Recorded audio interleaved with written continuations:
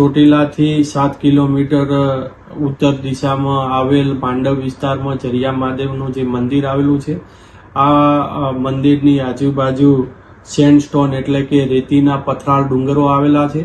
આ રેતીના પથરાળ ડુંગરોની આજુબાજુ જે સ્ટોન ક્રશર પ્લાન્ટ ચલાવવામાં આવતા હતા, ત્યાં અમારી નાયબ કલેક્ટર પ્રાંત ચોટીલાની ટીમ અને મામલતદાર ચોટીલાની સંયુક્ત ટીમ દ્વારા આકસ્મિક તપાસણી હાથ ધરવામાં આવેલી હતી.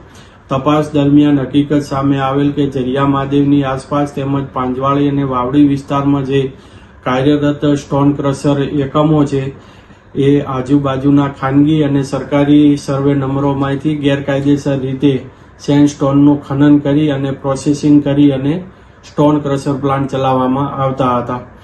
આ જે કુલ મળીને જે 7 ક્રશર પ્લાન્ટ છે, એ તદ્દન ગેરકાયદેસર રીતે અને આ જે ક્રશર પ્લાન્ટ ચલાવનાર મોજે પાંજવાળી તાલુકો ચોટીલાના રહેવાસી મુનાભાઈ અંકુભાઈ ખાચર, સર્વે નંબર 189, 90, 203 તથા 204 ઉપર તદ્દન ગેરકાયદેસર ખનન કરીને ચલાવતા, સાથે સાથે વાવડી વિસ્તારની અંદર સર્વે નંબર 49 પૈકી 2 પર જયવીરભાઈ ભરતભાઈ કરપડા અને જયદીપભાઈ જોરુભાઈ ખાચર દ્વારા આ પ્લાન્ટ ચલાવવામાં આવતો હતો. આમ કુલ 7 ક્રશર પ્લાન્ટ છે તદ્દન ગેરકાયદેસર રીતે, જેમાં જીપીસીબી અને સીપીસીબી ની જે 2023ની નિર્ધારિત પર્યાવરણીય માર્ગદર્શિકા એટલે કે ગાઈડલાઈન છે, તેનું કોઈ પણ પ્રકારનું પાલન કરવામાં ન આવતું હતું.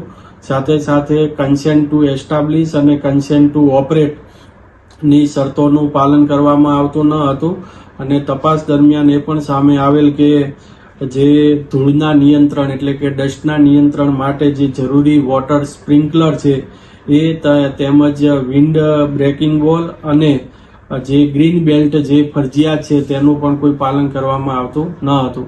સાથે સાથે Gujarat mineral prevention of illegal mining, transportation અને સ્ટોરેજ રૂલ 2017ની જે જોગવાઈઓ છે, તેનું પણ પાલન કરવામાં ન આવતું. આમ તમામ હકીકતો અને ગેરરીતિઓ ધ્યાને લઈ અને આ જે 7 ક્રશર પ્લાન્ટ, એક હિટાચી મશીન, એક ડમ્પર, એક લોડર અને અંદાજે 200 મેટ્રિક ટન સિલિકા, એમ મળીને કુલ અંદાજે 3,71,00,000 અને મુદ્દામાલ છે એ સીઝ કરવામાં આવેલો છે.